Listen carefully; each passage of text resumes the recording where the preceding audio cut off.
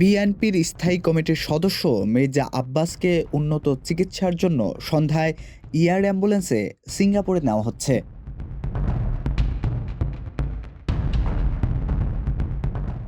দলীয় সূত্রে জানা গেছে, তাকে নিতে বিকেল ৩টার দিকে ঢাকায় একটি এয়ার অ্যাম্বুলেন্স অবতরণ করার কথা রয়েছে। প্রয়োজনীয় চিকিৎসা শেষে সন্ধ্যা ৬টার দিকে রাজধানীর হজরত শাহজালাল আন্তর্জাতিক বিমানবন্দর থেকে তাকে সিঙ্গাপুরে নেওয়া হবে।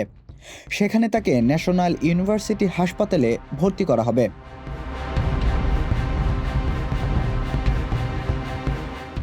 বর্তমানে তিনি রাজধানীর এভারকেয়ার হাসপাতালে চিকিৎসাধীন আছেন। চিকিৎসকদের পরামর্শেই উন্নত চিকিৎসার জন্য তাকে দ্রুত সিঙ্গাপুরে নেওয়ার সিদ্ধান্ত নেওয়া হয়েছে বলে জানিয়েছেন বিএনপির মিডিয়া সেলের সদস্য সাইরুল কবির খান।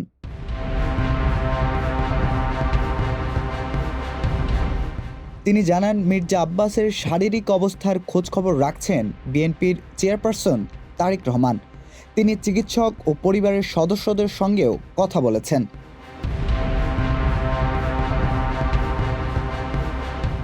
পারিবারিক সূত্রে জানা যায়, গত বুধবার ইফতারের সময় হঠাৎ জ্ঞান হারিয়ে ফেলেন মির্জা আব্বাস।